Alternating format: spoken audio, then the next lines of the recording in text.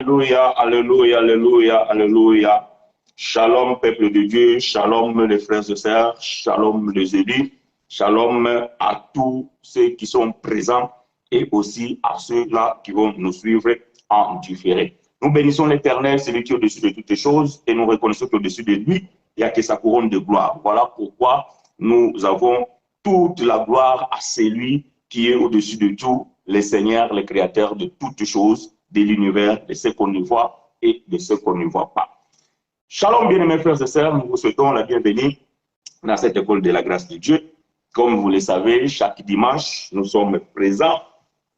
Qu'il pleuve, bien qu'il neige, qu'il fasse chaud ou qu'il fasse froid, Seigneur nous a accordé la grâce, alors nous ne pouvons pas nous priver de pouvoir nous partager autour des Écritures et surtout dans la louange, dans l'adoration. Et bien aimé, vous le savez, notre bien-aimé frère Paul il nous a dit, prions sans cesse et nous devons rendre grâce en toutes choses parce que cela est la volonté de Dieu en Jésus-Christ. Nous vous saluons tous, shalom, et vous êtes les bienvenus dans cette école de la grâce de Dieu.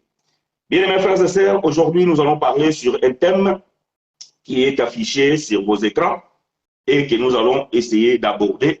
Peut-être que ça va être une révision pour certains, pour d'autres, ça va être une nouveauté. Et ce qui est plus important, c'est de pouvoir comprendre ce que l'Esprit parlera ce matin. Avant toute chose, nous allons faire une petite confession. Seigneur, Père de gloire, nous bénissons ta présence et nous saluons aussi, Père de gloire, Papa, ta bonté, comme nous venons de le dire et nous l'avons chanté. Nous te sommes reconnaissants infiniment pour ce que tu as accompli dans la vie de chacun d'entre nous. Père, maintenant que nous sommes réunis dans cette assemblée virtuelle, mais spirituellement, nous comprenons que nous faisons part du corps de Christ. L'Éternel, nous prions que l'Esprit Saint, l'enseignant par l'excellence, puisse enseigner son peuple, parce que l'Éternel Dieu, dans la nouvelle alliance, personne n'enseignera plus aux concitoyens, tous seront enseignés par Dieu, par intermédiaire et par le canal des hommes que Seigneur, toi-même, tu as choisi. Père, tu fais passer ta parole et ton message. C'est ainsi que nous t'avons prié. Au nom de Christ ressuscité, nous disons Amen. Shalom, bien-aimés frères et sœurs. Un évangile troublant et voilé. Voilà le thème que nous allons développer ce matin. Un évangile troublant et voilé. Ah, bon, frère chinois, pourquoi ce thème? Voyez-vous? Donc, nous suscitons des thèmes, bien-aimés, avec un but. Qu'est-ce que nous voulons dire aujourd'hui? De quoi nous voulons parler ce matin? Ces derniers temps, bien-aimés, Dieu nous a fait grâce que par rapport à vos concours, peut-être aussi, à ceux-là qui Dieu a mis à cœur de pouvoir partager nos vidéos. Et bien aimé, nous avons compris que ce message arrive jusqu'aux confins du monde, jusqu'aux extrémités, parce que nous recevons des appels qui viennent un peu partout dans tous les continents du monde, de bien-aimés qui sont éloignés de nous, qui sont dans d'autres pays et qui nous appellent parce qu'ils ont suivi un message, ils ont regardé une vidéo et parfois ils sont perplexes, parfois ils sont interpellés et parfois donc ils se posent des questions. Mais vous le savez, comme nous avons toujours dit, vous êtes libre de poser des questions et vous avez tous nos contacts et les frères et les sœurs font ces choses et ils nous appellent pour qu'ils puissent pouvoir avoir plus de précision et surtout comprendre vraiment cet évangile que nous prêchons. Alors, c'est par là que parfois nos thèmes bien-aimés, nous les apportons par rapport à certaines questions et à certains entretiens que tout au long de la semaine, nous pouvons avoir les uns et les autres. Donc, nous avons constaté que, bien-aimés, l'évangile qui se prêche aujourd'hui par-ci, par-là, c'est un évangile troublant. Et par-dessus tout, cet évangile, il est voilé. Voyez-vous? Donc, pourquoi nous disons que l'évangile est troublant? Nous allons comprendre avec les Écritures quelle est la différence entre l'évangile de Christ, qui est l'évangile de la grâce, prêché par les apôtres, reçu par bien-aimé frère Paul au 3e siècle, et que nous faisons continuité aujourd'hui, juste 20 siècles après les apôtres. vous allez comprendre la différence qui existe entre cet évangile et ce qui se prêche par-ci et par-là. Vous allez comprendre que dans la religion, bien aimée, les gens ne sont pas solides. Dans la religion, les gens ne sont pas fixés. Dans la religion, les gens ils n'ont pas une base et ils n'ont pas un veto. Voyez-vous? C'est pour cela que vous allez comprendre qu'un chrétien religieux, il est sauvé aujourd'hui, demain il peut aller à l'enfer. Pourquoi? Parce que le frère, il a bu de l'alcool, il est ivrogne, et l'église dit que non, le frère, il est ivre, on ne l'excise pas, on va l'excommunier, et s'il meurt dans cet état-là, il ira directement à l'enfer.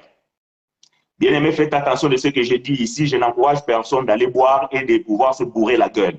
Ce n'est pas ce que je suis en train de dire.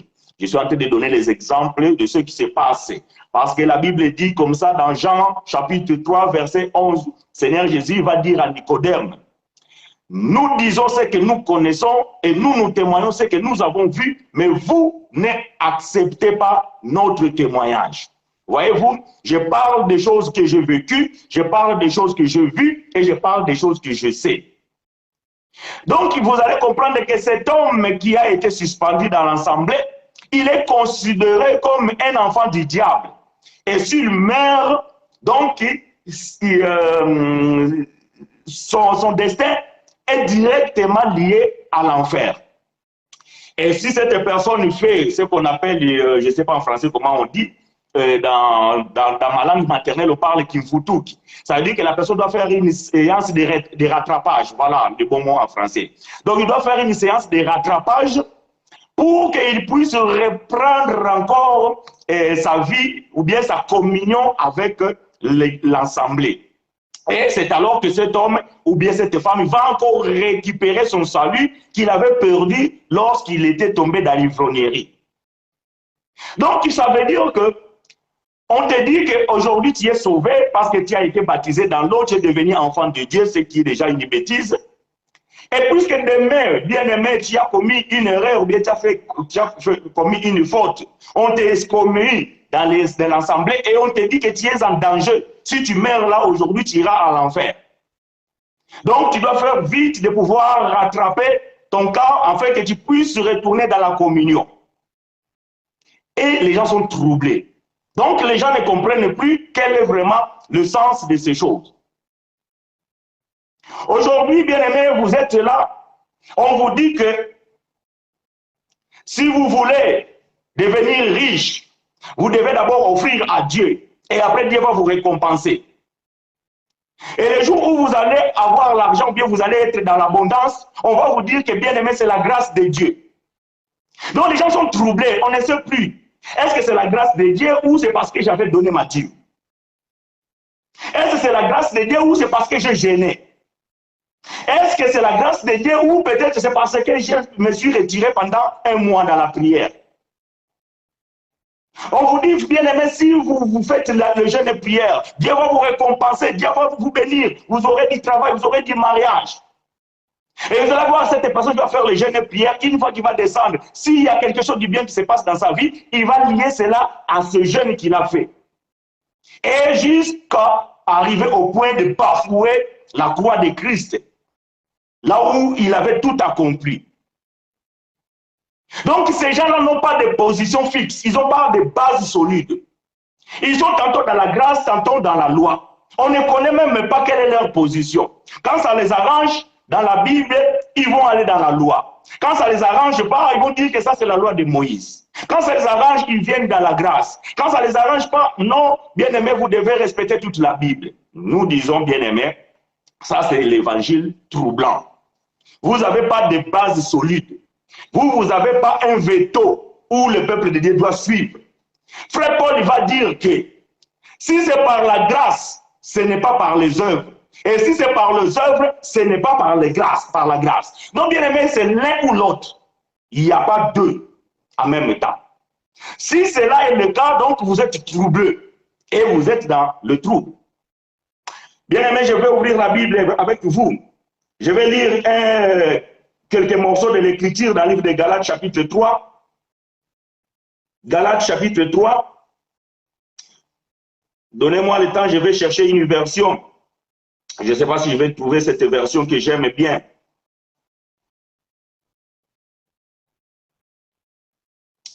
Je suis dans la version Martin, Galates chapitre 3, verset 1er jusqu'au verset 3. Je lis pour vous et avec vous. Galates chapitre 3, du premier verset. Je suis dans la version Martin. Je ne cesserai pas de dire ces choses. Il n'y a pas une version meilleure que l'autre. Les versions sont là pour se compléter. C'est tout simplement une question de langage. C'est une question de français ou de portugais ou anglais, peu importe la langue peut-être dont tu lis ta Bible. Peut-être vous allez comprendre, vous avez plusieurs versions, mais cela ne change pas. C'est tout simplement le même contenu, c'est juste le langage qui vient assouplir notre compréhension. Je lis dans la version Martin, je lis ceci. Ô Galates insensés, qui est ce qui vous a ensorcelé pour faire que vous n'obéissez point à la vérité, vous à qui Jésus a été auparavant porté devant les yeux et crucifié entre vous. Je voudrais seulement entendre ceci de vous. Avez-vous reçu l'Esprit par les œuvres de la loi ou par la prédication de la foi? Êtes-vous si insensé qu'en ayant commencé par l'Esprit, maintenant vous finissez par la chair? Paul pose la question. Voyez-vous, Paul pose la question. Ce peuple ici, dans la Galatie, c'est un peuple païen. C'était un peuple qui n'avait jamais entendu l'évangile, bien qu'ils connaissaient l'existence du judaïsme, parce qu'ils étaient côtoyés par des juifs. Certains même d'entre eux se sont convertis aussi à la religion juive. Mais lorsque Paul arrive à Galates, il va apporter l'évangile de la grâce, l'évangile de Christ. Et ces bien-aimés, ils vont accepter. Mais le frère était un missionnaire. Il parcourait les contrées aux alentours. Dans son absence, il y a eu quelques juifs qui sont venus dans la Galatie et ils ont commencé à judaïser. Ça veut dire qu'ils ont ramené la religion juive à ce peuple. Alors que ce peuple devait pratiquer la loi de Moïse selon l'évangile ou bien selon le message prêché par ces juifs qui sont venus de Jérusalem. Alors que Paul avait prêché la grâce. Et vous allez comprendre que c'est bien aimé qu'ils avaient entendu la grâce. Que tout était par la grâce. Ils étaient sauvés par la grâce. Ils ont été bénis par la grâce. Ils étaient éloignés des promesses. Ils n'avaient pas l'espoir dans les choses de Dieu. Ils n'avaient pas une place dans la cité céleste. Mais le sang de Christ les a approchés dans la bénédiction d'Abraham. Ça, c'est l'évangile que Paul avait prêché. Mais lorsque les Juifs sont venus, ils ont dit non, vous devez vous faire circoncire pour que vous soyez acceptés dans la famille de Dieu. Vous devez apporter vos dîmes. Vous devez jeûner pour obtenir le faveur de Dieu. Vous devez chercher Dieu dans la montagne. Ils ont judaïsé ces bien-aimés. Et cela arriva à l'oreille de bien-aimé frère Paul. Alors frère Paul va prendre la plume et il va écrire à ces bien-aimés-là. Il voulait tout simplement savoir qui les a ensorcelés. Qui les a envoûtés. Vous qui avez reçu ces choses par la foi, comment voulez-vous aujourd'hui retomber dans ce pauvre rudement qui est la loi? Ça, c'est la question que frère Paul va se poser. Mais remarquez au chapitre 1, Paul va dire ceci. Toujours dans le livre des Galates. Nous sommes dans le chapitre 1er, versets 6 et 7. Galates chapitre 1, versets 6 et 7. Paul va dire ceci. Je lis pour vous et avec vous. Je m'étonne que vous vous détourniez si promptement de celui qui vous a appelé par la grâce de Christ pour passer à un autre évangile. Paul était étonné. Nous aussi, nous sommes étonnés, bien-aimés. Ah, bien-aimés, vous savez, il y a des frères qui nous ont connus, il y a des frères qui nous ont suivis, ils étaient stupéfaits, ils étaient dans la joie de pouvoir comprendre cet évangile. Mais le désir de la religion est plus fort que eux. Ils ont dit non, bien-aimé frère, tu vois, moi je suis habitué dans cette quand j'arrive là-bas, je danse et tout ça là, j'écris, donc c'est bien, donc je mange la Sainte Seine, tout ça, donc moi je retourne dans la religion. Il n'y a pas de problème. Nous disons tout simplement que lorsque vous avez écouté et vous avez goûté l'évangile de la grâce, lorsque vous avez mangé cette nourriture, vous ne pouvez pas partir. Le problème, c'est que si vous avez goûté, vous pouvez toujours partir, parce que vous avez goûté. Mais celui qui a mangé, il ne peut pas partir. J'aime ça. Alors, Paul va dire au verset 7, Galates chapitre 1, non pas qu'il y ait un autre évangile, mais il y a des gens qui vous troublent et qui veulent renverser l'évangile de Christ. Voilà les termes. Voilà le point crucial. Il n'y a qu'un seul évangile, bien-aimé, que personne ne vous ment. Ça, je le martèle. Il n'y a qu'un seul évangile. Paul dit ceci, je répète verset 6, je m'étonne que vous vous détourniez si promptement de celui qui vous a appelé par la grâce de Christ pour passer à un autre évangile. L'appel, bien-aimé, que nous avons reçu, nous l'avons reçu par la grâce. Personne ne peut dire que non, moi je suis un enfant de Dieu parce que j'ai été baptisé. Non. Ça, les bien-aimés dans la première génération pouvaient le dire. Parce qu'ils sortaient de la loi à la grâce. On appelle cela la transition.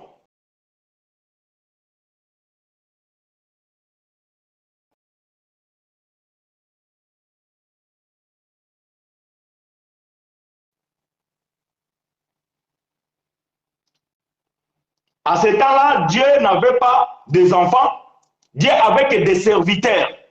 Dieu avait que un.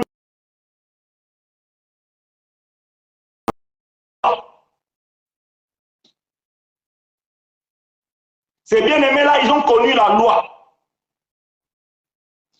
Alors, lorsque Jésus vient, la Bible est claire.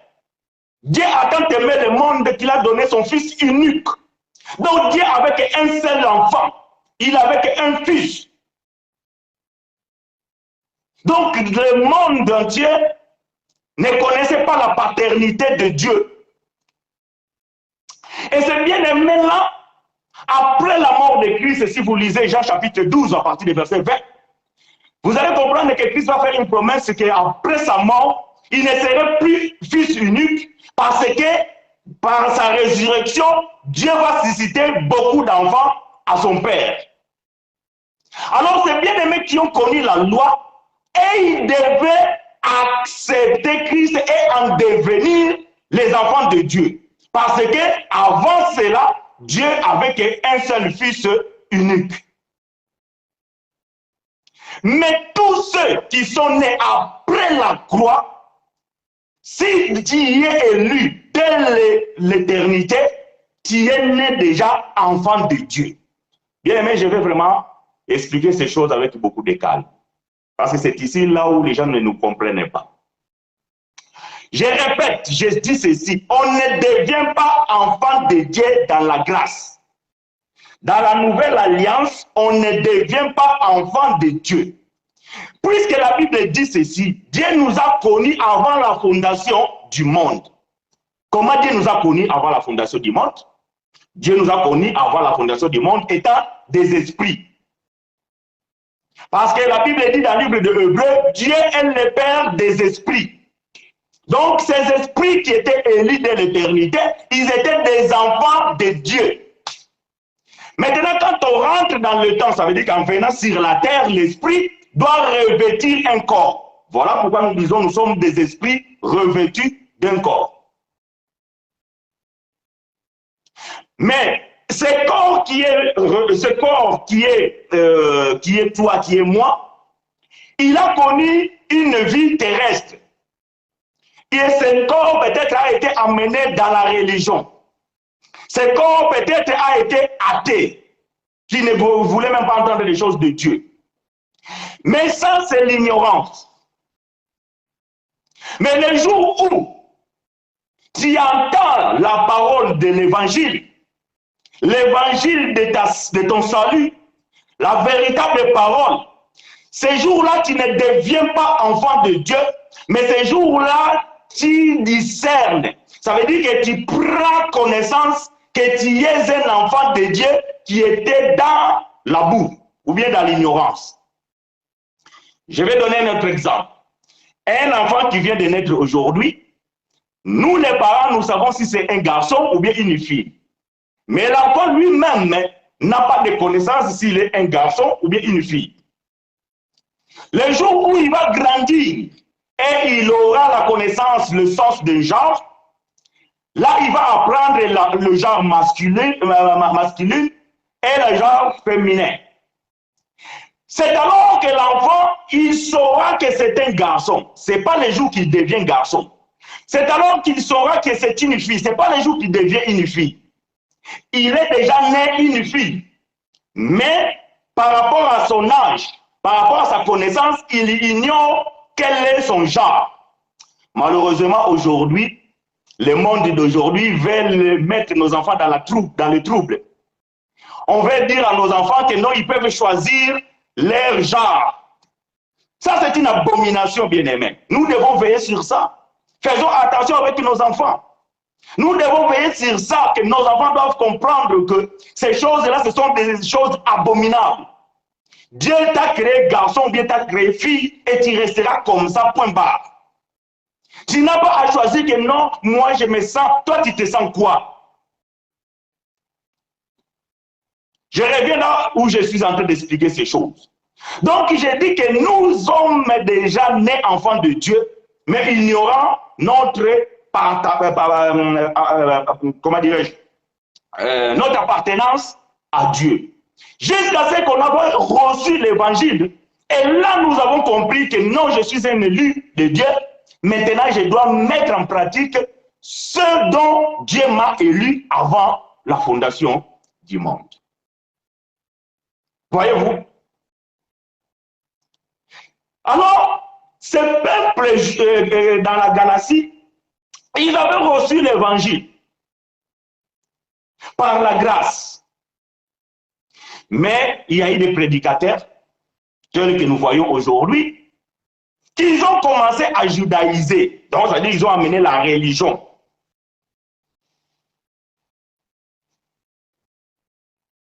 Et lorsque bien-aimé frère Paul entend ces choses, alors Paul pose la question, il dit, mais je suis étonné. Lorsque je suis venu vers vous, qu'est-ce que je vous ai apporté? Est-ce que je vous ai apporté la loi de Moïse? Est-ce que je vous ai apporté le rudement mosaïque?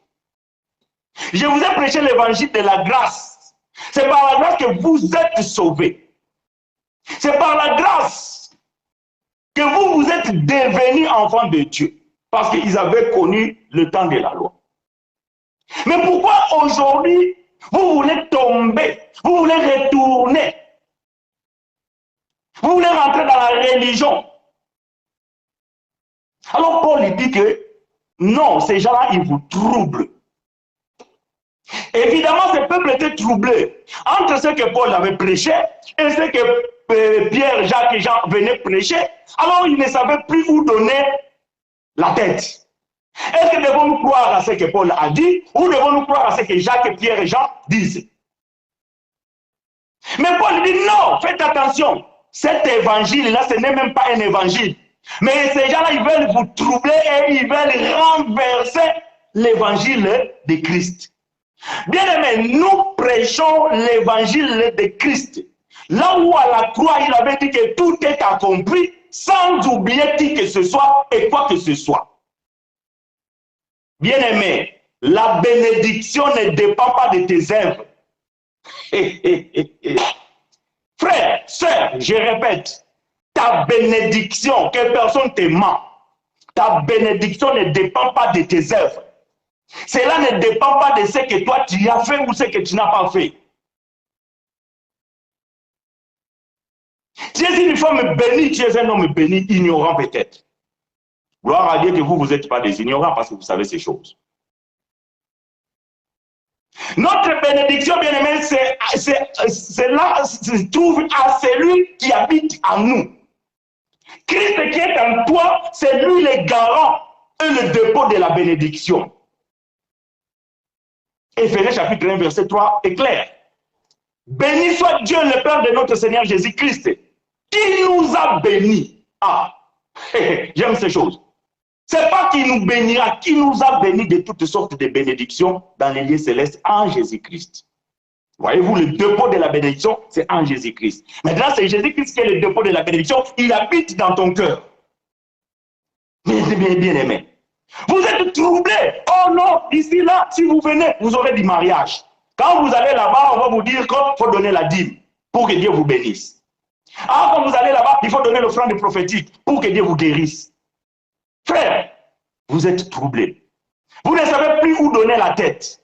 Nous disons, cet évangile, c'est l'évangile des troubles. Et par conséquent, cet évangile-là est voilé. Pourquoi cet évangile est voilé? Ah, c'est là où nous allons expliquer des choses. Les gens ont les yeux et ils ne voient pas. J'ai dit ceci. Les gens ont les yeux, mais ils ne voient pas. Pourquoi ils ne voient pas? Parce qu'ils sont frappés d'aveuglement. Et ils ne peuvent pas voir. Et ils ont voile sur leurs yeux, ils ont le voile dans leur cœur. Et ceux qui les suivent aussi sont voilés. Pourquoi? Parce qu'ils n'ont pas reçu la révélation. Aujourd'hui, les gens sont bourrés d'inspiration. Bien aimé, aujourd'hui, Dieu m'a inspiré un message très très fort. Ça, c'est le pasteur qui parle devant le peuple. Dieu m'a inspiré aujourd'hui un message puissant. Quelle inspiration, bien-aimé. L'évangile, ce n'est pas une inspiration. L'évangile, c'est une révélation, bien-aimé. Si tu n'as pas la révélation, alors tu ne peux pas prêcher l'évangile. L'évangile, ce n'est pas une question d'inspiration. Parce que si tu es inspiré, n'importe qui peut être inspiré. Les gens dorment et le lendemain ils se réveillent. Dieu m'a inspiré que ma femme c'est une prophétesse. Ma femme c'est une pastante. L'homme il a son inspiration. Voyez-vous? Et ces inspirations sont en train de causer des dégâts au milieu du peuple de Dieu. Et le peuple de Dieu est troublé. Pourquoi? Parce qu'il n'y a pas la révélation. Permettez-moi bien aimé que je trouve une écriture dans Ésaïe, chapitre 29, je pense. Ésaïe, chapitre 29. Écoutez ce que bien aimé Ésaïe va dire ici. Ésaïe, chapitre 29.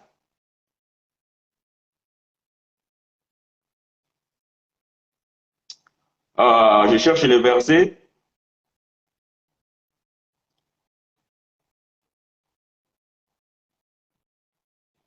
Ésaïe chapitre 29, je vais lire à partir du verset 10. Écoutez ce que la Bible dit. Ésaïe chapitre 29, 10 à 12. Car l'Éternel a répandu sur vous un esprit d'assoupissement et il a fermé vos yeux, les prophètes. Il a voilé vos têtes, les voyants. Toute la révélation est pour vous comme le mot d'un livre cacheté que l'on donne à un homme qui sait lire en le disant, lis donc cela, et qu'il répond, je ne peux plus car il est cacheté. Ou comme un livre que l'on donne à un homme qui ne sait pas lire en disant, lis donc cela, il répond, je ne sais pas lire. Voyez-vous? Ces gens-là, les fameux prophètes, Dieu les a donné un esprit d'assouplissement. Dieu les a voilé les yeux, la tête. Ils sont devenus des aveugles. Et on les a donné la Bible. Et ils veulent lire la Bible parce qu'ils savent lire. Mais la Bible, bien aimé, c'est un mystère. Alors Esaïe dit, ce livre-là, le mot de ce livre, c'est comme un livre cacheté. Qu'on le donne à quelqu'un. Il ne voit pas la révélation. Il sait lire, mais il ne peut pas lire. Donc lire ici, bien aimé, ce n'est pas lire avec l'intelligence académique. Non. Ça veut dire que c'est lire avec l'Esprit de Dieu. Alors on te donne le livre, lis cela. La personne dit que non, je ne peux pas lire. Mais frère, tu es universitaire. Tu es licencié. Comment tu ne peux pas lire? Non, frère, ce qui est écrit ici, je lis, moi je lis, mais je ne comprends pas. Voilà. Pourquoi tu ne comprends pas? Parce que c'est un mystère. Et ce mystère doit être révélé. Et il n'y a que l'Esprit de Dieu qui peut révéler cela. Mais aujourd'hui, les pasteurs, les prophètes sont inspirés. Ils n'ont pas la révélation de ces choses. Quand ils veulent vous soutirer l'argent, ils vont vous amener dans Moïse. Malachie chapitre 3, verset 10. Apportez la dîme dans la maison des trésors, afin qu'il ne manque rien. Mettez Dieu à l'épreuve, vous verrez s'il ne ouvrira pas les écluses des cieux. Amen! Sakola, amen! Et après, au moment des offrandes, vous allez dépouiller vos poches, vous allez donner tout ce que vous avez. Parce que vous êtes en train de s'aimer. Vous êtes en train de s'aimer dans une terre rocaillée. Il n'y aura rien qui va pousser. Vous êtes troublés. Vous êtes troublés, bien-aimés. Vous êtes troublés. Pourquoi? Parce que vos conducteurs, vos pasteurs, vos prophètes sont voilés. Dieu les a voilés. Et comme eux, ils sont des aveugles, et vous aussi qui suivez ce peuple-là, vous êtes des aveugles pareils. Et vous vivez dans les troubles. Et lorsque vous écoutez l'évangile de la grâce, vous refusez. Ah non, frère chinois. Non, non, non, non, moi je ne suis pas d'accord. Mais moi, je n'ai pas besoin que tu sois d'accord avec moi. Je n'ai pas besoin que tu sois d'accord avec moi. Je veux tout simplement que tu sois d'accord avec les Écritures. Je suis tout simplement que tu sois d'accord avec la révélation.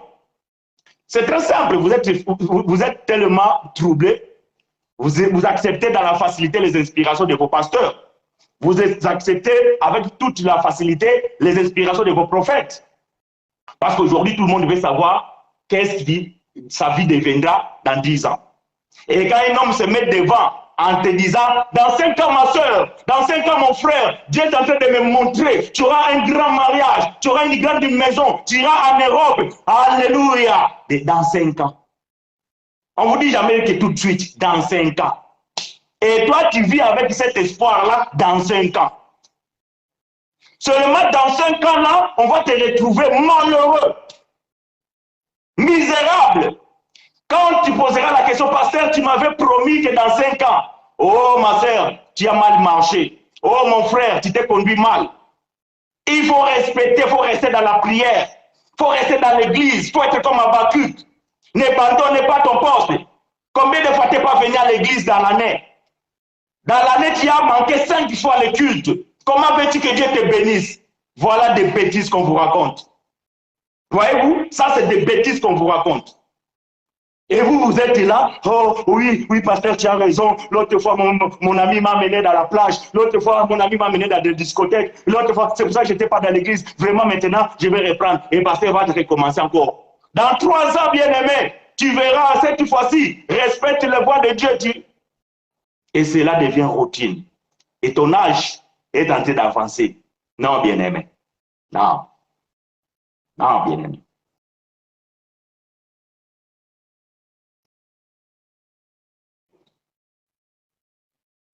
La réussite d'un homme, voyez-vous, c'est le travail. Le peuple est troublé. Pourquoi? Parce que les dirigeants sont aveuglés, sont voilés. 2 Corinthiens chapitre 4, versets 1 à 6.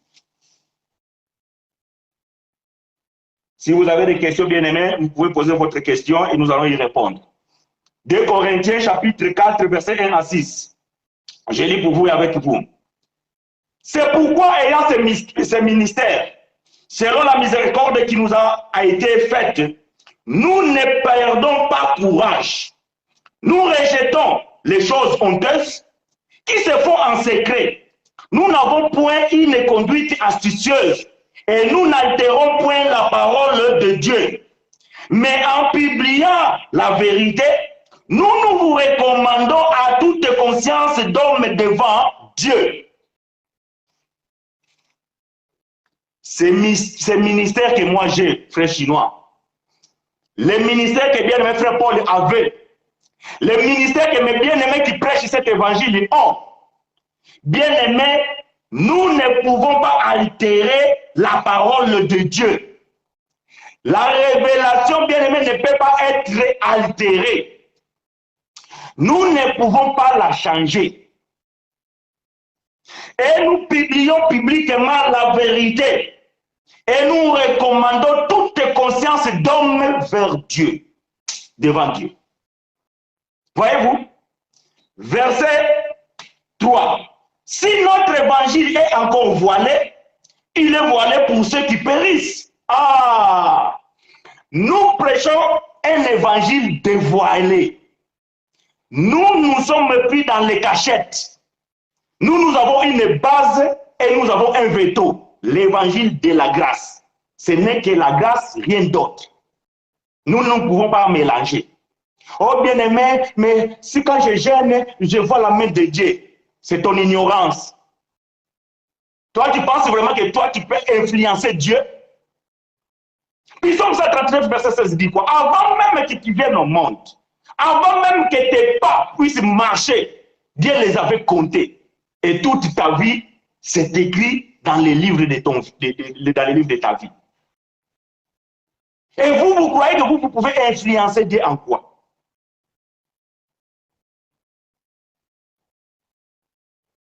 2 Corinthiens, chapitre 4, 1 à 6, b.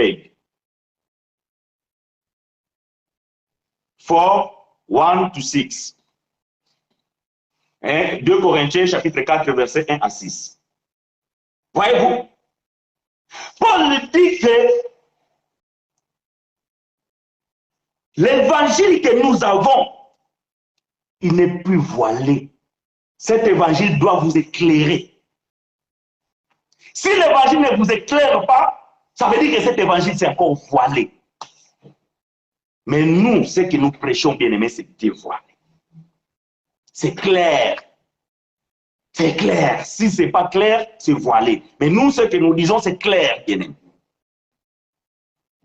Ça, c'est le ministère que moi, frère chinois, j'ai.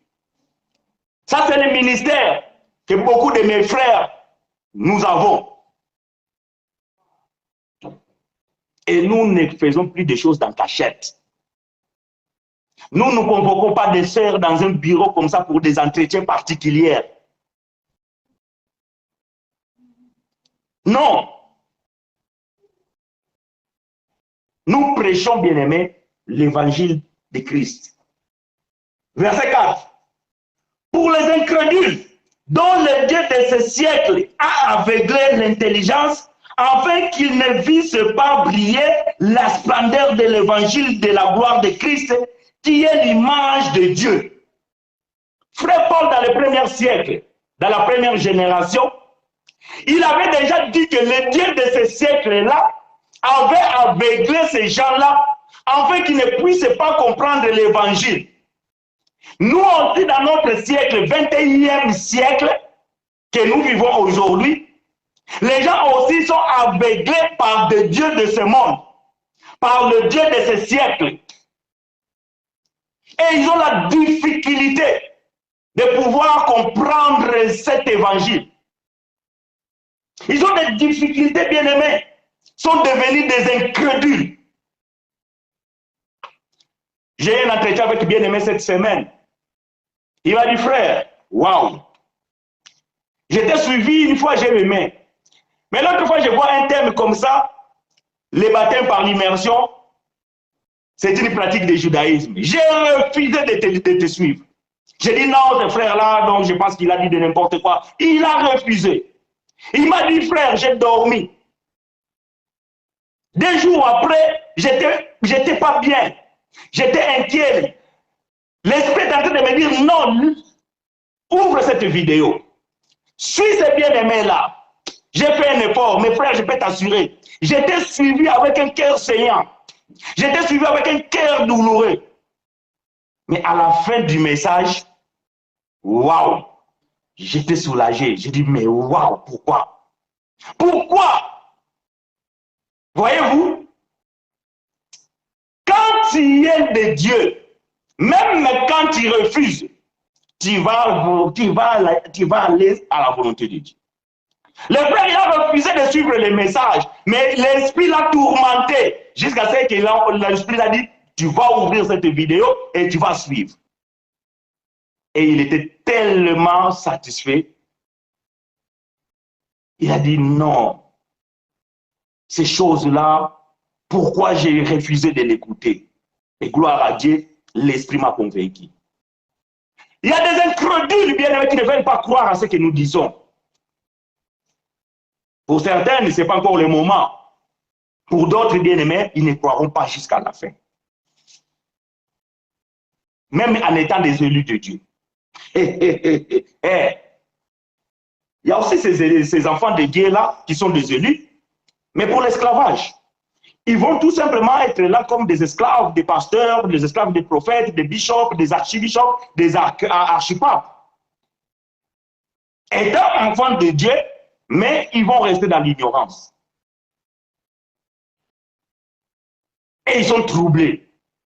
Quand ils écoutent le frère chinois dit non, il ne faut pas gêner. Quand il va dans son assemblée, ils ont décrété le jeûne d'1 mois. Alors les gens ils se disent, mais qui c'est qui dit la vérité? C'est le frère chinois qui dit la vérité ou c'est mon pasteur qui dit la vérité? Bien-aimés, soumettez-vous à Dieu et l'esprit vous convaincra. Moi, frère chinois, je ne peux pas vous convaincre. Aucun prédicateur a la faculté de convaincre qui que ce soit. C'est l'esprit qui convainc. Pour certaines, peut-être ce n'est pas encore le moment. Pour d'autres, peut-être donc c'est déjà le moment. Mais nous prêchons l'évangile de la grâce. Verset 5. Nous ne nous prêchons pas nous-mêmes. C'est Jésus-Christ le Seigneur que nous prêchons et nous disons vos serviteurs à cause de Jésus. J'aime bien le frère Pierre. Frère Pierre, il a dit que appelez-moi serviteur inutile. Aujourd'hui, nous avons des grands prédicateurs. Nous avons des grands prophètes. Nous avons des grands docteurs. Non, nous sommes des serviteurs inutiles. Nous sommes des serviteurs inutiles. Moi, je ne suis pas plus grand que qui que ce soit. Et personne n'est pas plus grand que moi non plus. Chacun a reçu la mesure de la grâce dont Dieu l'a confiée pour travailler dans cette œuvre. Voyez-vous? Pour que nous puissions travailler dans cette œuvre, nous sommes tous des serviteurs de Jésus. Et nous ne prêchons pas nous-mêmes, nous prêchons Christ crucifié. Aujourd'hui, vous allez voir, bien-aimés, vous savez, moi, lorsque j'étais en Angola, vous savez, moi, lorsque j'étais au Canada, il y avait une femme, lorsqu'elle est venue, elle souffrait d'une maladie. Je lui ai posé la main et cette femme était guérie. Vous savez quoi? Elle m'a offert une voiture. Les prédicateurs, ils prêchent ses exploits. Les prédicateurs, ils parlent de ses succès. Et à la fin, une fois qu'il a fini de parler de ses succès, maintenant il va prier au nom de Jésus. Amen, amen. Il a fini d'enseigner. Qu'est-ce que tu as enseigné? Qu'est-ce que le peuple de Dieu ont reçu? Vous parlez de qui? Tu te prêches toi-même. Tu te prêches toi-même tes exploits, tes miracles que tu as fait, même de faux miracles. Et tu as mis toutes ces choses en exergue, à t'inventer toi-même. Où est l'évangile de Jésus? Nous prêchons le Seigneur Jésus. Nous ne prêchons pas nous-mêmes. Tes exploits, là, garde ça. Si tu es devenu riche parce que tu as fait un bon job, fais je ne sais pas comment on appelle, fais une conférence. Viens expliquer les gens comment gagner peut-être de l'argent dans une conférence. Mais quand vous rassemblez le peuple de Dieu, c'est pour parler du Seigneur Jésus. C'est de prêcher l'évangile de Christ. Sans troubler le peuple bien-aimé. Oh, j'aime mon bien-aimé aux États-Unis qui dénonce ce genre de personnages. J'ai vu dans sa page une fiche de quelqu'un qui a mis un terme « Comment devenir riche pour Dieu ». Mais n'importe quoi. N'importe quoi. Comment devenir riche pour Dieu? Est-ce que Dieu a besoin de vos concours? L'argent, l'or et l'argent l'appartient. Dieu a besoin que les gens deviennent riches pour lui. Pour faire quoi? Pour le construire un temple? Quel temple? Le temple, c'est nous. Dieu n'a même pas besoin de ce temple-là que vous construisez. Vous escroquez les gens. Vous bâtissez des empires pour votre famille. Quand toi, tu vas mourir, c'est ton enfant qui deviendra pasteur. Quand toi, tu vas mourir, c'est ta femme qui deviendra pasteur. Et ces gens-là qui ont contribué pour bâtir cet empire sont devenus des pauvres. Et ça, vous mettez ça en exergue. Et vous dites que non. Comment devenir riche pour Dieu? N'importe quoi. Voyez-vous? Mais les gens sont derrière ça. Donc, tellement surtout, permettez-moi que je le dise, surtout en Afrique, tellement la pauvreté est telle que les gens, quand ils voient ce genre de thème, tout le monde veut devenir riche. Bien aimé, tous ne sont pas appelés pour devenir riches. Non. Ton destin, bien aimé, c'est Dieu qui l'a tracé. Si tu deviens riche, Dieu l'avait tracé comme ça. Beaucoup ont forcé, se sont cassés la gueule. Ils ont suivi des chemins tortueux. Aucun pasteur a la clé de vous donner comment devenir riche. Non, il n'y en a pas. Tu veux devenir riche en vendant la drogue. Parce qu'un pasteur va vous dire quoi pour devenir riche? Frère Paul dit, si nous avons de quoi nous nourrir, de quoi nous habiller, cela nous suffit. Si vous lisez 1 Corinthiens chapitre 6, vous allez comprendre que Paul met en garde les gens qui aiment l'argent. Quel est leur sort? Vous voulez gagner la vie? Travaillez. Aucun pasteur vous donnera la clé. Vous voulez gagner l'argent? Allez vous faire une formation. Allez à l'école, faites des études. À l'école, toi, tu étais celui qui troublait les autres. Tu venais à l'école même pas pour apprendre, mais pour faire des bêtises. Et aujourd'hui, tu te retrouves, tu n'as pas de métier, tu ne travailles pas, et tu vas dans une assemblée, on va t'apprendre comment devenir riche. En faisant quoi? En vendant des drogues. En faisant la prostitution. Ah là, oui. C'est ça qu'ils vont t'apprendre. Un pasteur va t'apprendre ça. Ou il va t'apprendre quoi? Un pasteur, pour devenir riche, il va te dire quoi? Il faut que tu sèmes. Il faut que toi, tu donnes d'abord. Même ce que tu n'as pas, tu le donnes. Après, Dieu va te restituer. Quand est-ce que Dieu va te restituer? Vous êtes troublés. Ça, c'est l'évangile voilé. Ils vont vous dire, Isaac, il avait semé et il a récolté 60, il a récolté 30, il a récolté 100. Mais bien aimé, vous ne savez pas quelle est la révélation qui se cache dans ce mystère. Vous ne savez pas quelle est la révélation qui se cache dans ce mystère. Mais le pasteur, il va aller prendre ça. Abraham, Dieu l'avait béni et tout. Mais Dieu avait béni Abraham comment? En travaillant. Abraham avait des serviteurs et il avait des bœufs, il avait des moutons. Et il avait... Donc, Abraham était un patron et il avait son entreprise. Dieu n'a pas fait descendre comme ça des animaux, il a donné à Abraham. Non, Abraham avait des serviteurs, il était un patron, il travaillait dur et après quand il a vu que ses biens sont devenus beaucoup, il a appelé des serviteurs, il les a engagés et il est devenu patron. Mais toi, dans les néants comme ça, et un pasteur, tu dis que tu vas devenir riche. Et quand cela ne marchera pas, tu viens voir le pasteur, il te raconte des bobards. Vous êtes troublé parce que vous n'avez pas un cap fixé. Vous êtes troublé parce que vous n'êtes pas vous-même fixe. Vous ne savez même pas ce que vous voulez. Verset 6. Car Dieu qui a dit, la lumière brillera du sein des ténèbres, a fait briller la lumière dans nos cœurs pour faire resplendir la connaissance de la gloire de Dieu sur la face de Christ. Voilà la clé. Tu veux vivre prospèrement, la clé, Christ. Voyez-vous, Christ. Dieu a donné sa lumière pour sortir ceux qui étaient dans le ténèbres, les amener dans la lumière. Et il a fait resplendir la connaissance de la gloire de Dieu sur la face du Christ. Vous, bien-aimés, vous voulez écouter des bénédictions, des mariages, tu auras des enfants. Ça, bien-aimés, ce sont des évidences. Voyez-vous, ce sont des évidences. Frère célibataire qui me suit, tu veux une femme.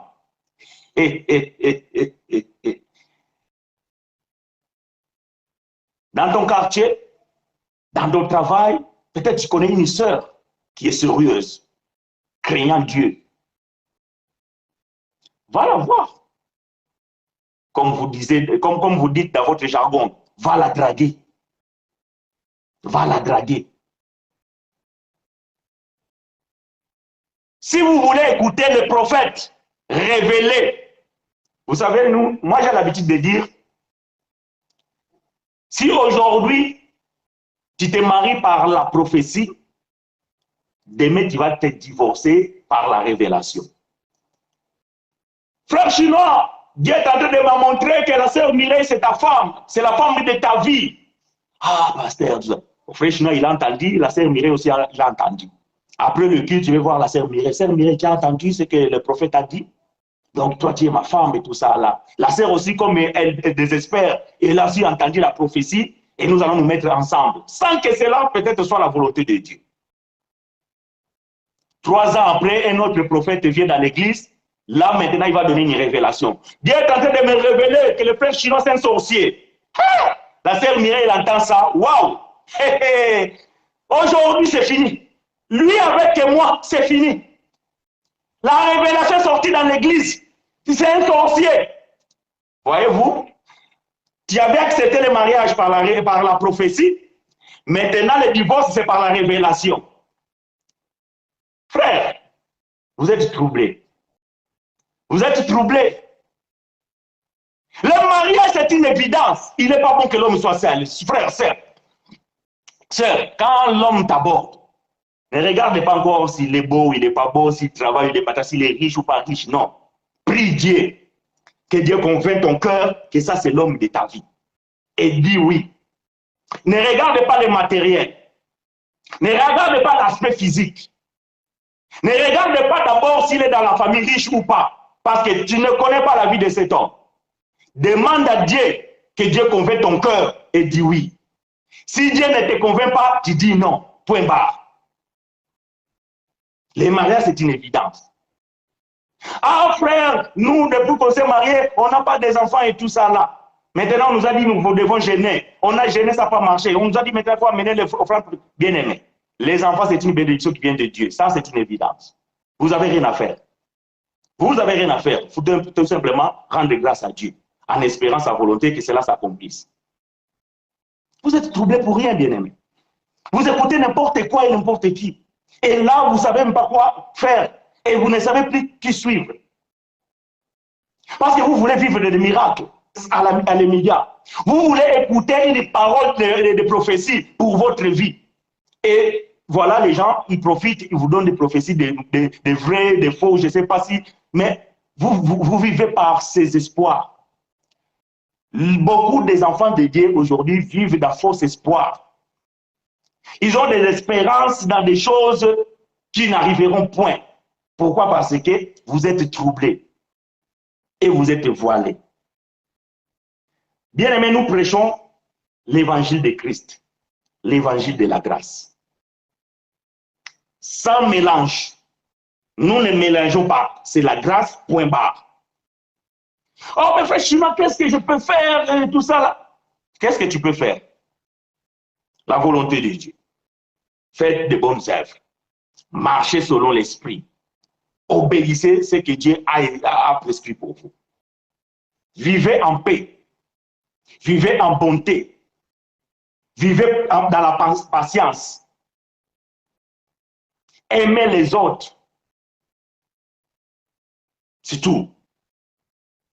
Non, mes frères, mais moi, là où j'étais, le pasteur disait, quand il y a des problèmes, il faut gêner parce que, vous voyez, il y a certains démons ne sortent que par des jeûnes et prières. Si le nom de Jésus ne suffit pas, tout le reste est chaos. Tu pries au nom de Jésus et tu n'as pas reçu. Maintenant, tu vas les gêner au nom de qui? De ton pasteur? Les jeûnes que tu vas faire, tu vas te sacrifier au nom de qui? De ton bishop? Si le nom de Jésus ne suffit pas, alors vous voulez ajouter quoi? Vous bafouez la croix de Christ. Vous méprisez la grâce de Dieu. Lui, il a souffert. Il est allé à la croix, il a dit tout est accompli. Mais non, il n'a pas tout accompli. Il a oublié ton mariage. Non, moi, il avait oublié ton mariage. Non, il avait oublié ta santé. Ah non, il avait oublié ton foyer. Donc, ce que Jésus avait oublié, c'est ce que toi, tu dois compléter maintenant en jeûnant. Ce que Jésus avait oublié, c'est ce que toi, tu vas compléter maintenant à la montagne. Ce que Jésus avait oublié, c'est ce que toi, maintenant, tu vas compléter en donnant l'offrande prophétique. Ignorance. Si vous priez au nom de Jésus et cela ne suffit pas, qu'est-ce que vous pouvez ajouter d'autre? Qu'est-ce que vous pouvez ajouter d'autre? Vous êtes troublés pour rien. Cet évangile-là, c'est un évangile de voile. 2 Corinthiens chapitre 3. J'aime bien ce chapitre, mais je vais lire juste du 13e verset jusqu'au 17e. 2 Corinthiens chapitre 3, verset 13 à 17.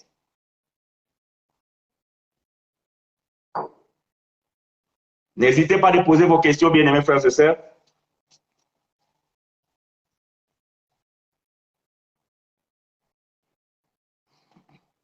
« 2 Corinthiens chapitre 3, verset 13 à 17. Je lis pour vous et avec vous. Et nous ne faisons pas comme Moïse, qui mettait un voile sur son visage, pour que les fils d'Israël ne fixassent pas le regard sur la fin de ceux qui étaient passagers.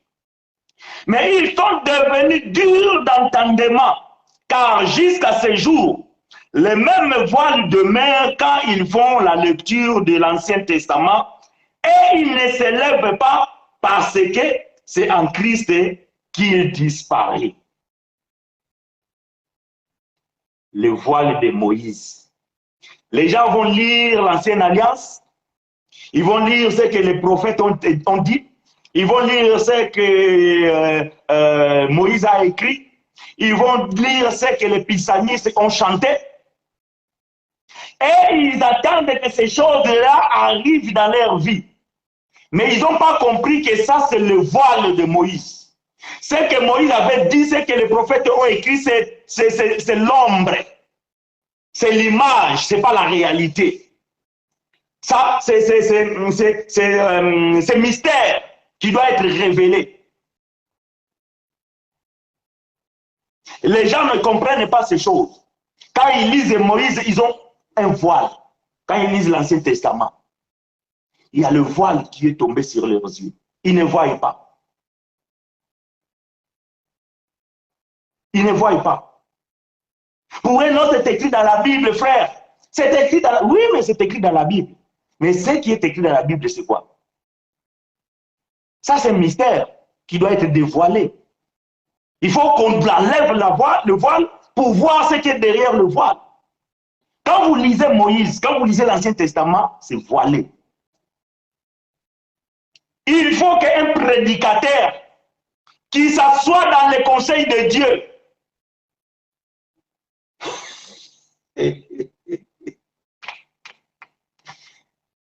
c'est lui qui s'assoit dans le conseil de Dieu, c'est lui qui a été mandaté, c'est lui qui doit révéler maintenant ces choses. Et là, vous allez voir le voile de Moïse tombe. On va vous dire que voyez la dîme. Lorsque Moïse parlait de la dîme c'était les impôts. Parce que les Lévites, ils étaient des ministres qui étaient des fonctionnaires de Dieu. Ils travaillaient dans la tente d'assignation. Ils travaillaient dans l'église étant que des fonctionnaires. Et pour payer ces gens-là, on devait donner la dîme. C'était des impôts. C'est comme aujourd'hui. Nous payons les impôts pour payer les professeurs, les militaires, les policiers. Et c'était comme ça. Ah, oh là là là là, frère. Mais pourquoi ces choses, nous, on les savons? Parce que vous étiez voilés. Et vos prédicateurs sont voilés. Et ils ne peuvent pas voir ces choses. Parce qu'ils ne s'assoient pas dans le conseil des ministres de Dieu. Et ils ne savent pas ce que Dieu révèle dans son conseil. Ce sont des eunuques faits d'eux-mêmes. Ce sont des eunuques faits de Médon. Et ils ne peuvent pas comprendre ces choses. Oui, mais le pasteur, le prophète, il a lu aussi la Bible. La Bible, c'est le mot d'un livre cacheté qu'on donne à quelqu'un qui sait lire. Lis cela, il dit que je ne peux pas lire. Parce que ce qui est dedans, c'est cacheté. Il faut que Dieu te donne les yeux spirituels pour que tu puisses voir. Il faut que Dieu t'enlève le voile pour que tu puisses voir. Mais si ton ministre est voilé, toi aussi tu seras voilé. Et tout ce qu'il va te dire, tu vas croire. J'ai dit tout simplement, prends la prédication de ton pasteur, de ton prophète, mets ça dans le miroir de la prédication de Frère Paul. Si ça ne colle pas, rejette ça. Si ça ne colle pas, rejette ça.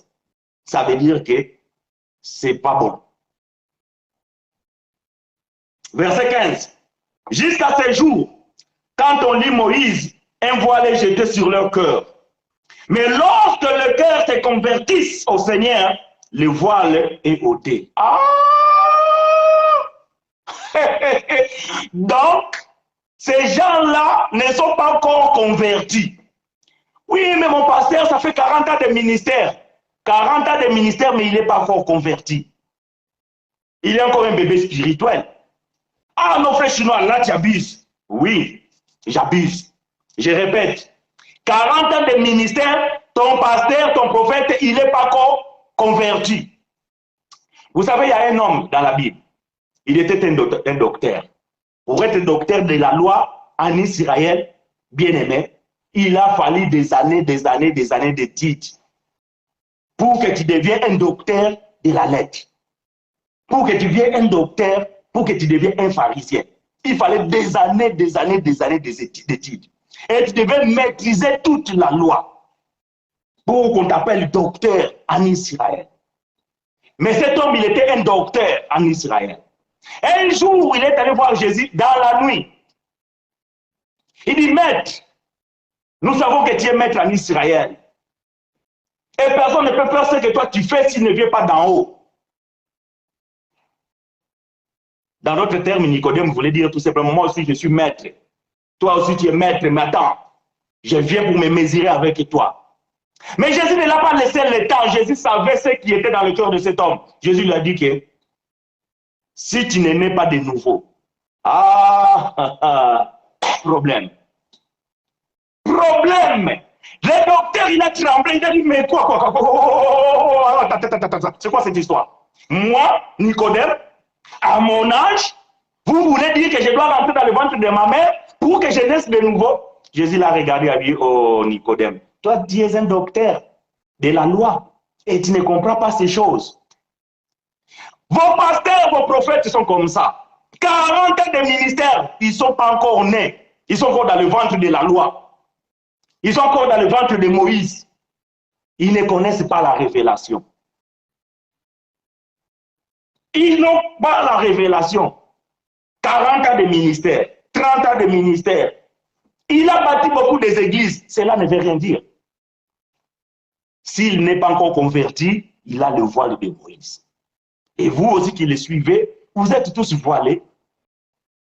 Mais le jour où il va se convertir, s'il est appelé, s'il est élu de Dieu, frère, je vous le jure, il doit changer d'évangile. Il doit retourner dans le pied des apôtres. Parce que le voile est tombé. le voile est tombé. Il doit rejeter tout ce qu'il pratiquait comme loi de Moïse. Verset 16. Or, le Seigneur, c'est l'Esprit, et là où est l'Esprit du Seigneur, là est la liberté. Le voile les empêche de voir. Ils veulent nous décourager. Voilà. Ces gens-là, ils sont tellement voilés et ils veulent vous décourager. Ah non, il ne faut pas suivre le frère chinois, c'est un antichrist. Vous voyez ce que ces frères-là, ils prêchent. Ils s'opposent, vous ne pouvez pas invoquer le sang, vous ne pouvez pas invoquer le Saint-Esprit, vous ne pouvez pas jeûner, vous ne pouvez pas manger la Sainte Seine. Où est-ce que vous avez vu ces choses? C'est l'antichrist. Et oui, ils vont vous le dire. Peut-être vous le savez, on vous a déjà dit ces choses. Il n'y a pas de problème. Mais j'ouvre la même Bible que eux. Et j'explique les mêmes choses. Seulement la différence est que nous nous sommes convertis. Il n'y a plus le voile de Moïse. Seulement la seule différence, c'est que nous nous asseyons au conseil des ministres de Dieu.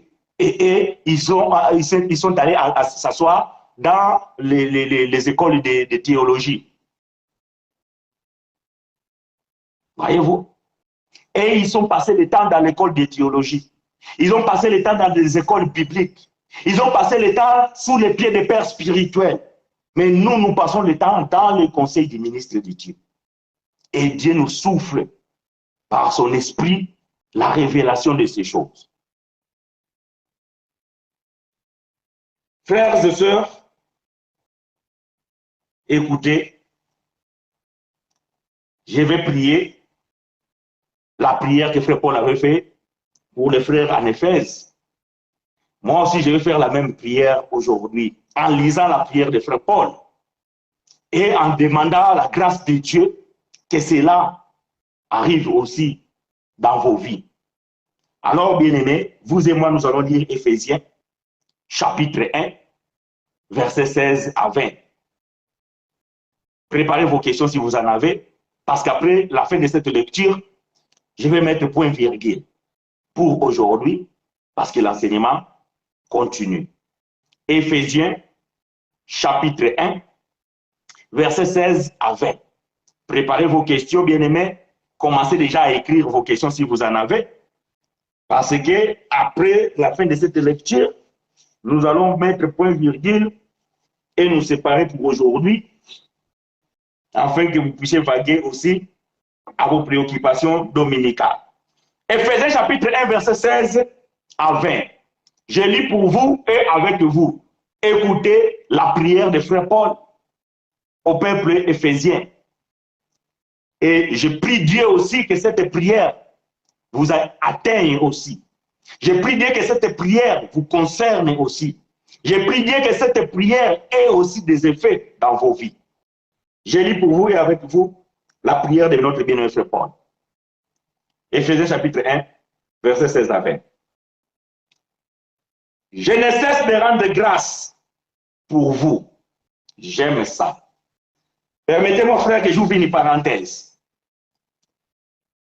Chaque fois, les gens ils me posent la question, frère, mais la Bible dit, priez sans cesse. Mais vous vous opposez que les gens ne peuvent pas demander le sang, les gens ne peuvent pas faire ceci. Maintenant, on va prier quoi? Parce que si je ne prie plus, si je ne demande plus le sang, si je ne prie tout ça, je ne peux pas prier une heure. Mais qui t'a dit que tu dois prier une heure du temps? Qui t'a dit que pour prier, il faut qu'on te donne des sujets, prier pour les mariages, prier pour les voleurs, prier pour les prostituées, prier pour ça, prier pour ça, prier pour ça. Qui vous a dit ces choses? Priez sans cesse. Paul dit chez les Thessaloniciens, priez sans cesse. 1 Thessaloniciens chapitre 5, verset 17. Verset 18, Paul va expliquer quelle est la prière sans cesse. En toutes choses, rendez grâce à Dieu. Cela est la volonté de Dieu en Jésus-Christ pour vous. Ah! Donc la prière que vous devez faire sans cesse, c'est quoi? C'est rendre grâce à Dieu. Voilà comment Paul priait. Écoutez la prière de frère Paul, Éphésiens chapitre 1, verset 16 à 20. Je ne cesse de rendre grâce pour vous. Ah, donc Paul priait sans cesse. Mais la prière de Paul, c'était de rendre grâce à Dieu. Paul ne priait pas, Seigneur, donne le mariage à frère Ebi. Seigneur, donne les enfants à sœur Mireille. Seigneur, donne l'argent. Non, non. Ça, c'est les mendiants. Le mendiatisme. Voyez-vous? Priez sans cesse. Rendez grâce en toutes choses à Dieu. Cela est la volonté de Dieu en Jésus-Christ pour vous.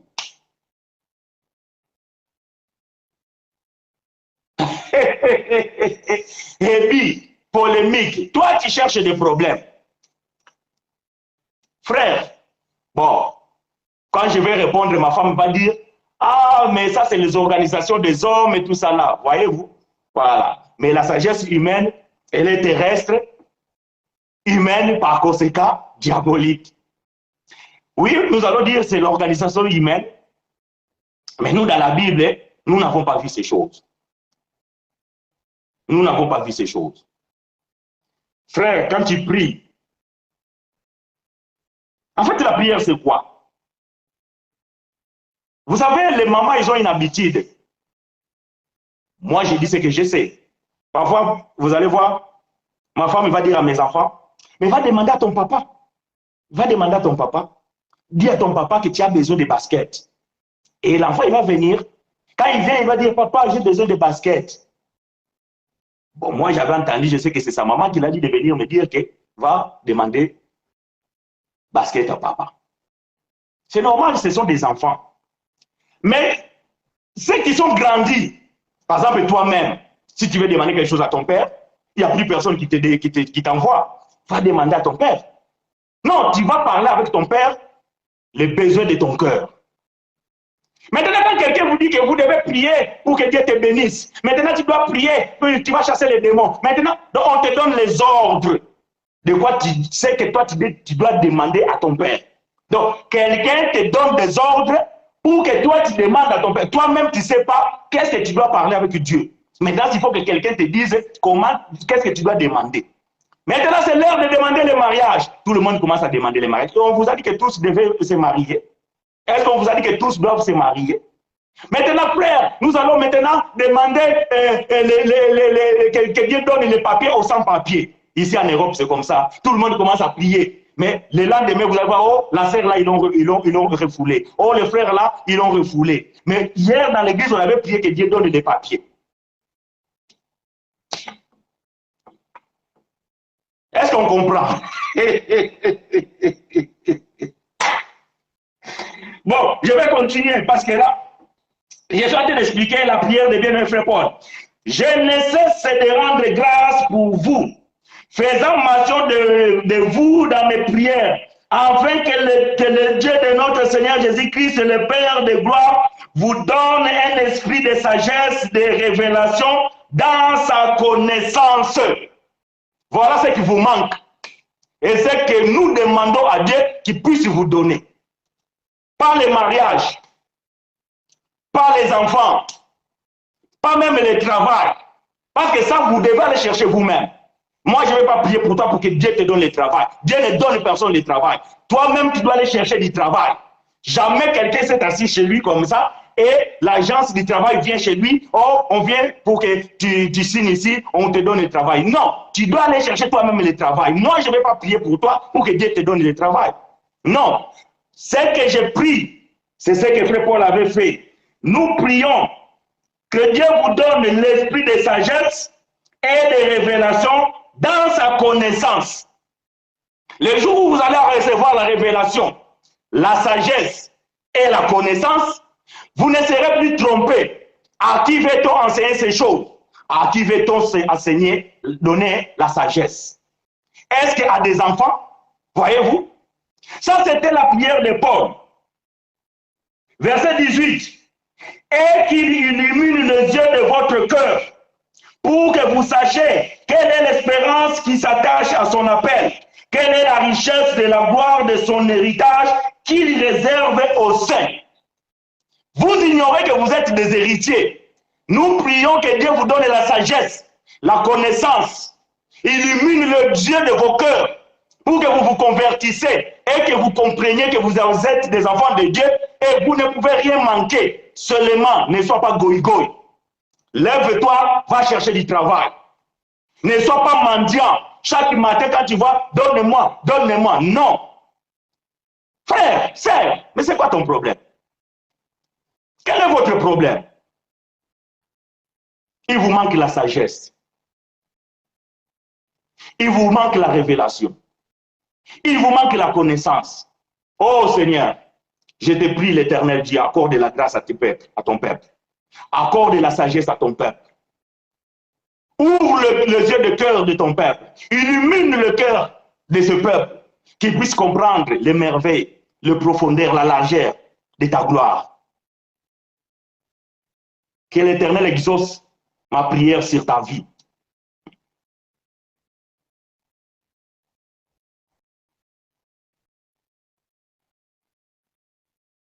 Verset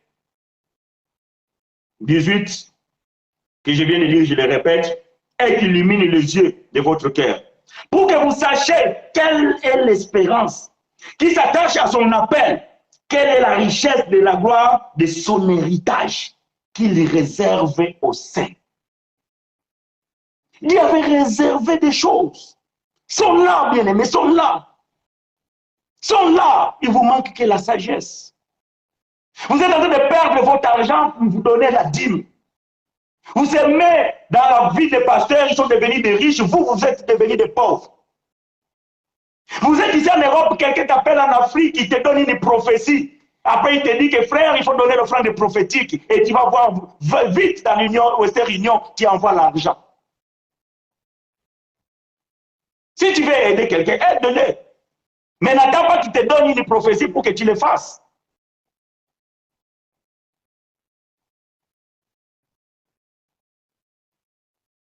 Vous êtes devenus des esclaves des gens. Vous consultez des gens, des soi-disant pasteurs, alors c'est des marabouts. Vous voulez savoir qu'est-ce que Dieu a dit pour toi. Tu veux savoir qu'est-ce que Dieu a dit pour toi? Psaume 139, verset 16. Lis ce psaume, tu sauras ce que Dieu a dit pour toi. Ce n'est pas un homme qui va te révéler ce que Dieu a pour toi. Je ne disconviens pas que Dieu peut passer par un homme pour révéler quelque chose. Ça, j'en suis conscient. Mais que cela ne devient pas ton habitude. Si toi, ta vie, tu veux le dépendre de savoir qu'est-ce qui va arriver demain, mais tu vas vivre malheureux. Parce qu'un jour, on va te dire que si tu vas demain travailler, tu vas mourir au chantier. Et tu vas dire, ah non, aujourd'hui, je ne vais pas travailler. Et après, tu viens encore, on te dit encore, si tu vas encore demain, tu vas mourir au chantier. Et tu vas appeler ton patron, non, moi, je ne vais pas aller au chantier parce que sinon, je vais mourir. Le patron va te dire, ok, merci, licencié, j'appelle quelqu'un d'autre parce que mon travail doit continuer. Pourquoi? Parce qu'on t'a donné la révélation que tu vas mourir. Et comme toi, tu as peur de mourir, donc tu ne vas pas aller travailler parce que tu cherches à comprendre qu'est-ce qui va arriver demain.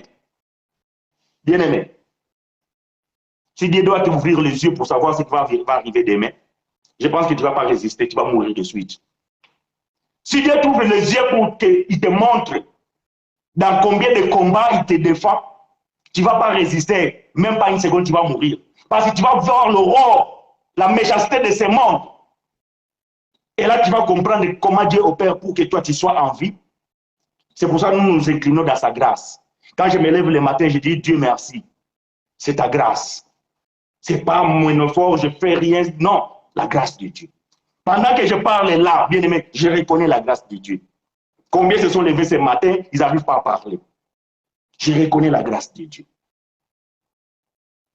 Mais pendant que je dormais, bien aimé, si Dieu devait m'ouvrir les yeux pour voir combien de combats Dieu m'a gardé, combien de combats Dieu m'a défendu, bien aimé, peut-être j'allais me réveiller en train de trembler. Non, je ne vais pas voir ces choses. Je vais tout simplement m'incliner sous la grâce de Dieu. L'Éternel, toi, tu fais toutes choses. Oui, moi, je suis plus que vainqueur. S'il y a des vainqueurs sur la terre, moi, je suis plus que vainqueur par celui qui m'a aimé. Voilà, bien aimé, je vais continuer pour finir cette lecture en lisant les versets 19 et 20. Et quel est l'envers, nous qui croyons l'infinie grandeur de sa puissance, se manifestant avec efficacité par la vertu de sa force. Qu'est-ce que vous croyez, vous? Moi, Chinois, nous croyons envers à l'infinie grandeur de la puissance de Dieu qui se manifeste efficacement à la vertu de sa force. Moi, je ne peux rien. Mais puisque celui qui est à moi est plus fort que celui qui est dans ce monde, je suis plus que vainqueur. Mais kakak, vas-y, vous les sorciers, venez. Venez, à chaque fois que vous avez essayé, vous avez obtenu quoi? Vous-même, vous savez. Vous le savez. À chaque fois que vous avez essayé, vous avez obtenu quoi? Vous-même, vous le savez. Mais je n'évoque pas le feu. Je n'évoque pas le sang. Mais quand vous venez, celui qui est à moi, il est plus fort que vous. Et quand il vous tabasse, vous allez faire encore l'ikopa, vous allez venir encore. Vous avez échoué. Parce que vous êtes des miniatures. Vous êtes des petits démons. La force de ces choses, c'est mon Seigneur. Et Dieu vous soit favorable, bien mes frères et sœurs. Verset 20. Il a déployé en Christ, en les ressuscitant des morts, en les faisant asseoir à sa droite dans les lieux célestes. Dieu a résisté le Christ. Il a élevé, il a fait asseoir à sa droite. Pour faire quoi? Ah, Paul lui répond, il intercède pour nous. Chinois, ah, Zambé, mais kako, tu ne me touches pas, tu ne peux pas me toucher, frère, jamais. Il y a un homme au-dessus de tout, il prend son temps pour prier pour moi. Et il y a une famille, okoningisa nzoto, okosimba babie nanga, mais ma vie, moi, ma vie, mon foyer, ma famille, et l'autre côté. Et l'autre côté. Voyez-vous? Pourquoi? C'est lui qui est monté à la croix. Il a triomphé. Ah, frère.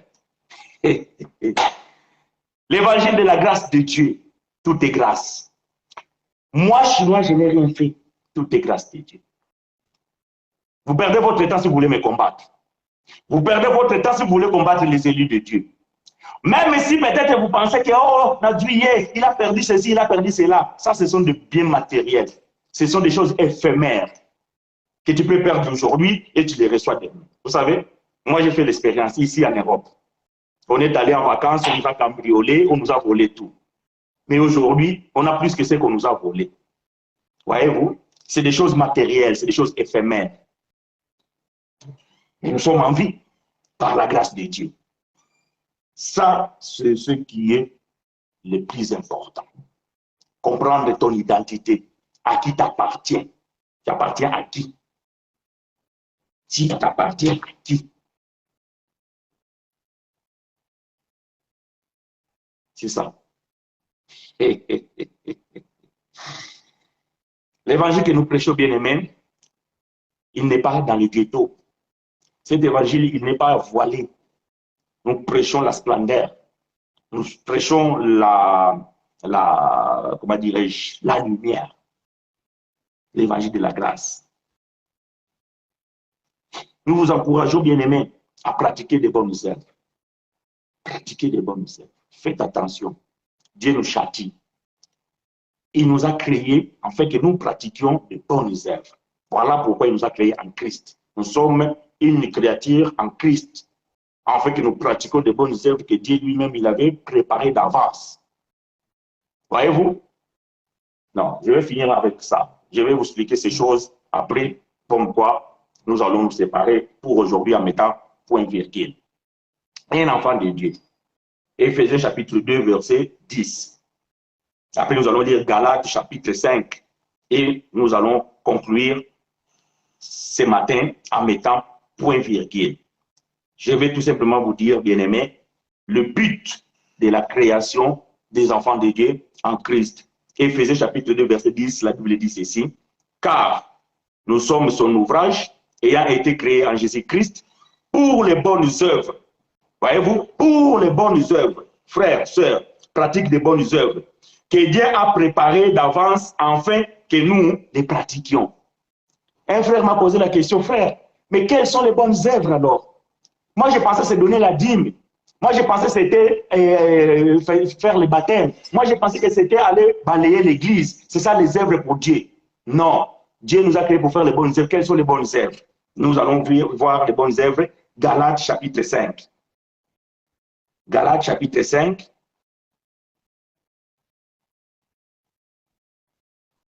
Verset 22.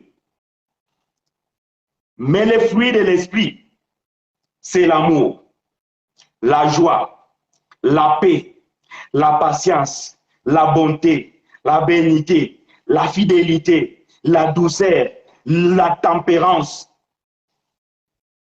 Ça, c'est les œuvres que Dieu attend de toi. La bonté, la bénignité, la patience, la paix, la fidélité. Et toutes ces choses que vous pouvez connaître. C'est ça que Dieu attend de toi.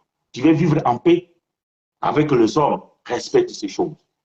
Tu veux être en paix avec Dieu, respecte ces choses. Autrement, il va te châtier. Ce que tu auras semé, tu vas moissonner. Et quand Dieu te frappe, même frère chinois, il prie, ça ne marchera pas. D'ailleurs, moi, je prie pour personne. Moi, si tu viens, je dis non, on va prier, toi et moi, nous allons prier, mais je prie pour personne. Je ne suis pas un intercesseur. Toi et moi, nous allons prier, mais moi, je ne vais pas prier pour toi. Je ne vais pas prier pour toi. Toi et moi, nous allons prier. Si tu veux, peut-être pour que je t'aide à pouvoir peut-être t'accompagner dans la prière. Parce que de peur que je vais prier pour toi, mais peut-être tu es sous la punition du Père. Et qu'est-ce que moi je peux faire? Rien. Et il va te châtier, il va te chicoter. Et après, tu vas accuser les qui a famille. Pas du tout. Que l'Éternel nous soit favorable, bien mes frères et sœurs. Puisque vous n'avez pas de questions, cela nous convient aussi. Ça veut dire que vous avez compris. Et cela a bien rentré. Que Dieu nous fasse grâce. Allez vous abonner sur notre chaîne YouTube, École de la Grâce. Partagez la vidéo. Envoyez ces liens aux autres aussi en les demandant de s'abonner. Afin que cet évangile bien-aimé puisse aller au-delà de nos pensées. Le reste, que l'Éternel nous soit favorable. Que cette semaine qui s'annonce, il soit devant comme éclaireur et derrière comme le protecteur. D'ici dimanche prochain, nous vous souhaitons tout simplement, bien-aimés, de pouvoir vous porter bien dans la grâce du Seigneur. Que l'Éternel vous soit favorable. À bientôt.